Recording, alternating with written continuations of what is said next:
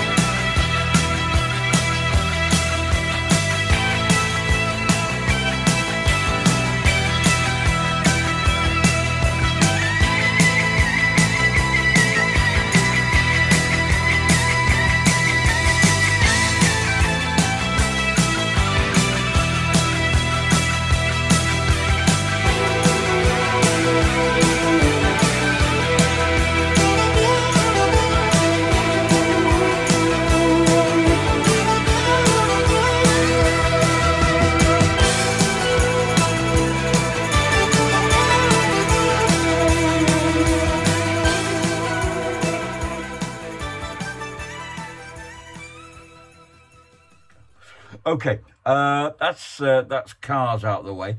Well, let's go on to shirts. Now, this shirt I'm wearing, which I've not really bought, it's a Stockport shirt. I don't think they still use them, but they use them for the third team. It's like a heart. I'll just stand up so you can see. It's a Harlequin shirt.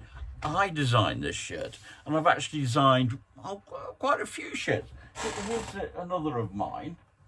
Let's just show you this one. This is another of mine, which still uses our first team chain shirt. It's black with it. Now on the back, sublimated into the club's crest, into the back, which I thought was rather.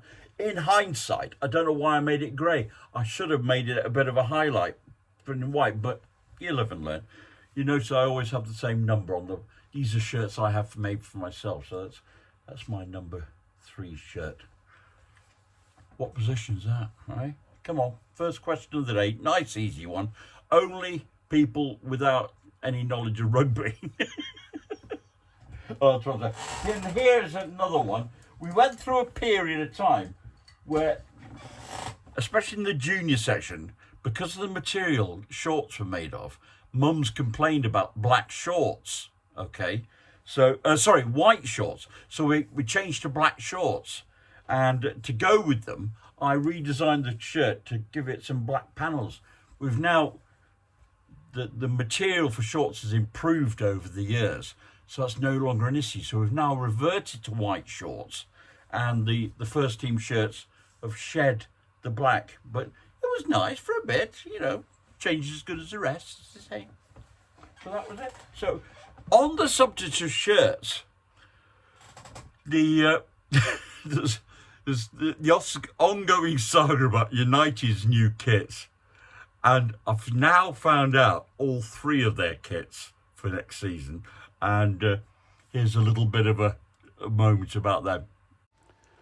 Well, they're an interesting trio. We've met our friend on the right, the new zebra one, though a City fan did come up with the saying yesterday, what a zebra is, they're donkeys in pyjamas. Well, we'll skirt around that. The green one, never been a great fan of green kits, and that does look like a goalkeeper's shirt all over the pitch. Now, the red one, from a distance, doesn't look too bad.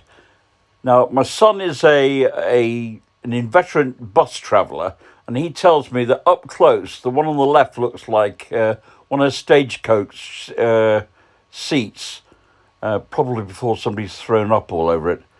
But from a distance, not too bad. What do you think? I don't know.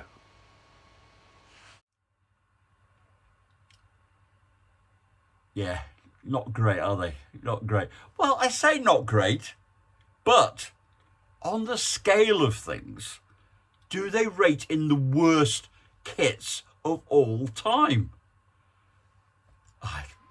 Do you remember the art gallery in Tony Hart's art programme? And so I thought I'd set the some of the worst kits in the history of football. I thought I'd do them as an art gallery exhibit, because to be honest, that was the only place they were fit for, and it is now.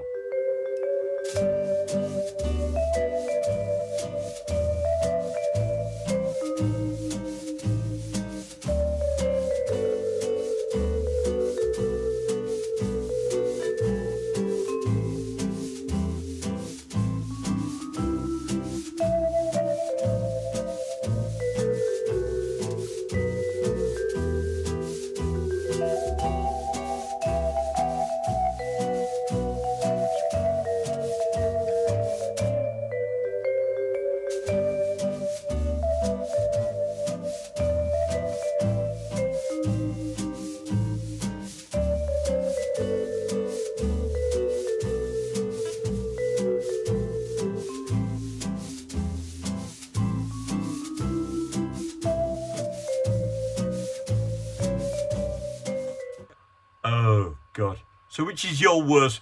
A, can you identify any of those?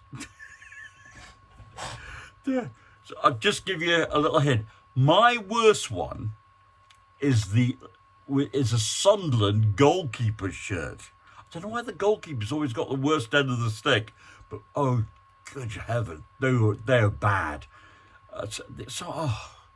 But this particular Sunderland goalkeeper's kit, unbelievable. That and the well-known the Coventry chocolate bar.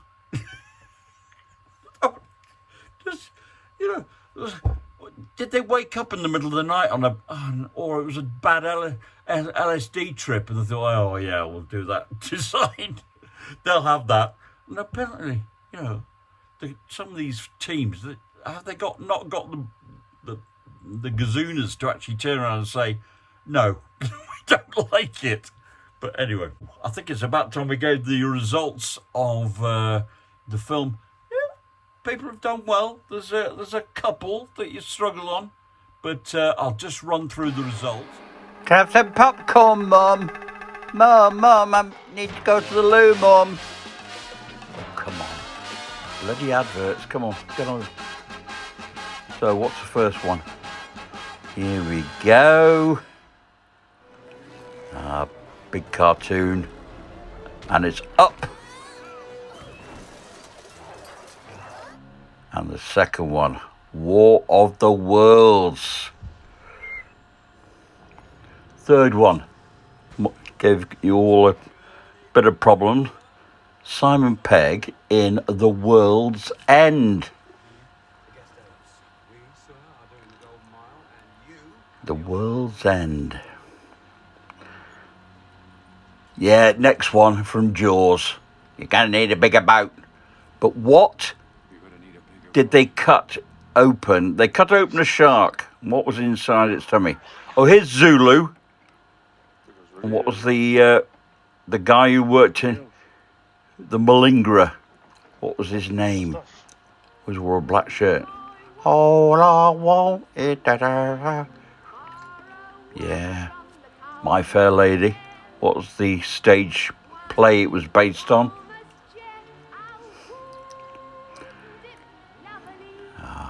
Happy memories. Night and Day. Night and Day. Nice little film, I like that. What number would you like? Not a big Cruise fan. Oh, Taken. Yeah. Not a man to be messed with. But if you don't, Taken. I will look for you. I will find you. And I will kill you. But Red, I really can't go on accepting these gifts, though you all awfully kind. One from way back when. Gone with the Wind.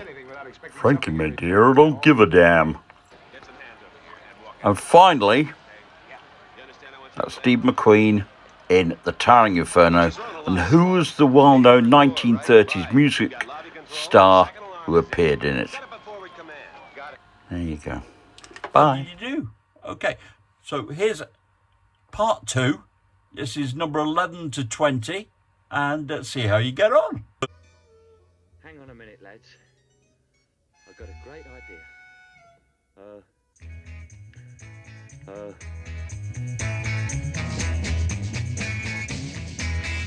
It's your last chance to walk away.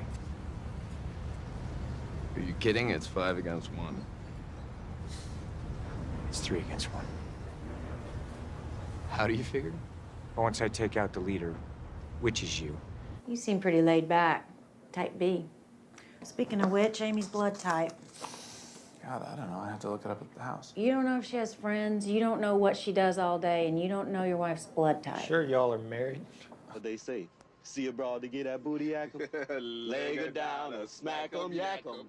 Cold got to be, you know? Get busy living. You get busy dying. Birthday to me, happy birthday to me, happy birthday, dear Bambi. How long have I waited for this moment to present to you, in honor of your arrival, a special welcome British roast for you all. Cooked lovingly by myself and my most loyalist helper and friend, young Wasim. What do you want? You want the moon? Just say the word and I'll throw a lasso around it and pull it down.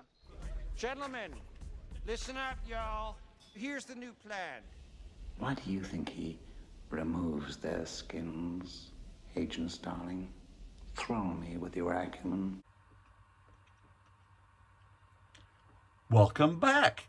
Now, I'm thinking of doing my memoirs. People suggested I've come up with so many good stories. I think I should do my memoirs. I'm not so sure. I don't think it'd get past the census. But this is a possible front cover for it. One idea somebody put forward. I don't think he's as good looking as me. Perhaps you disagree. On the subject of stories, though, and we were up in Marple recently on the story front, I thought I didn't work up there very often, but there seemed to be quite a few incidents of which I remember. Now, 2 of which both relate to the Roman lakes. Now, if you've ever been there, I'm told it's very pretty. Okay, but to be honest, I don't think I've ever been there in the daylight. I always wind up going there in the night. Now, one particular occasion, I was on patrol. I think I was with somebody else in the Land Rover, and we were driving past the entrance road, and it had been snowing, and we saw tracks going down into the Roman lakes, which we thought was a bit strange for somebody to be going down. Well, fortunately, we went to have an explore to see who had gone down, because we got to the bottom of the hill. There's quite a steep hill which runs down into the Roman lakes, and there's this car trying to get back up the hill. Anyway, so we stopped and offered our assistance. I think we'll end up towing them out, but we got out and there's a couple there. Now, the gentleman is not in his first flush of youth. I think he was, I don't know, he wasn't a youngster anyway, and he had a pretty little thing with him. And it's quite obvious what they've been up to. And she was not happy. Freezing to death, not suitably dressed for the occasion, moaning like hell. "You said you'd get me home for midnight. You said..." Shut up. Oh, she should go on. I'm sure her name was not Cinderella, but she kept on going on and on about not getting... Maybe having kittens about me. I've known you get me home for midnight. Yes,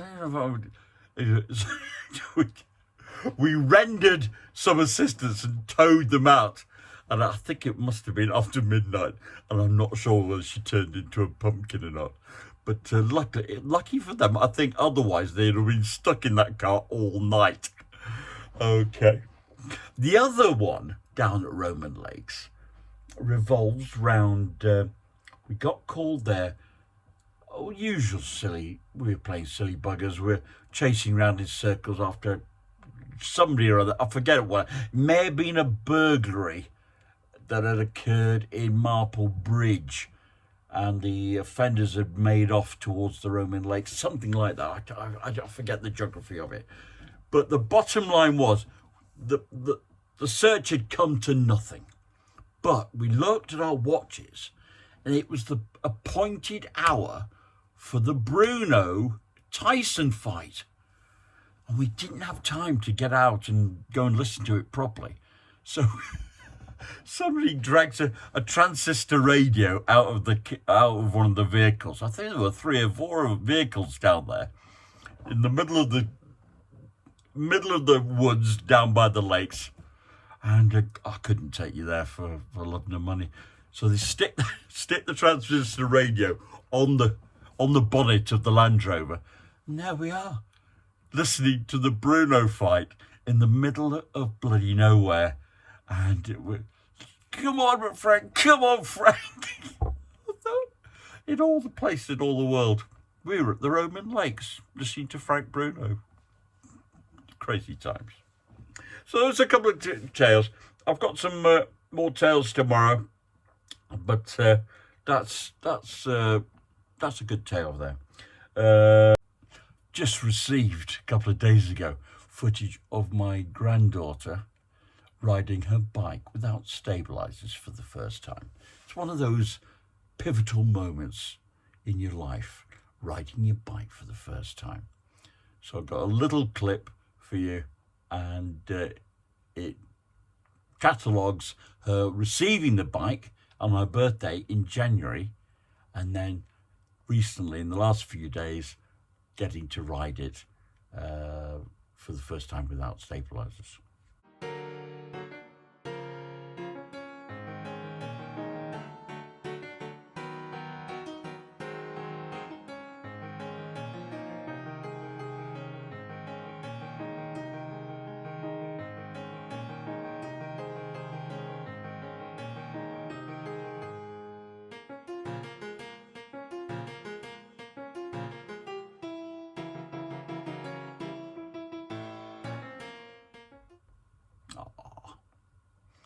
I like to ride my bicycle.